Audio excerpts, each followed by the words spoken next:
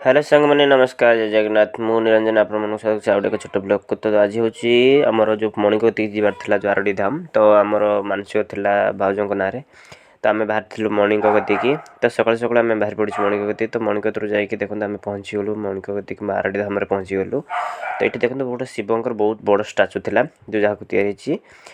ध्यान मग्न बसते शिव महादेव तो आम से जाकि आम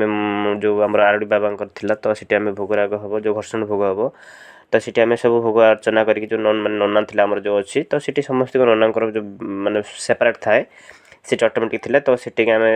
आम बटपल ना कहले तो आमर हो अटोमेटिक तो आम आम नना धरलु धर सारापर सीटी घर्षण भोग कर सारापर सीटू आम दीप फीप दान जाली सारापर तो आम आसलु ट्रेन दुकान बुलायापी जो आम खेलना जिन पड़ता पिला किनाकिनी किसी तो सीटू सारे आम बाहर थी आम दीदी घर को तो रुंदे घर को तो आम जो मुझे आली तो रुंदे घर सीटे बुलिकी आम बाहर बराजी तो बराजी बाहर मिनिमम 2टा प्लस होगा तो ये बराजी मंदिर कहीं ना तो साढ़े 2टा होगा तो बराजी मंदिर आस पहुँची तो देखते आम मैंने पत्थर उठाऊँ तो आम कहीं उठी पारे मुझे एक्चुअली बिल्कुल उठी पारे तो आप निहाती कमेंट माध्यम जनइबे।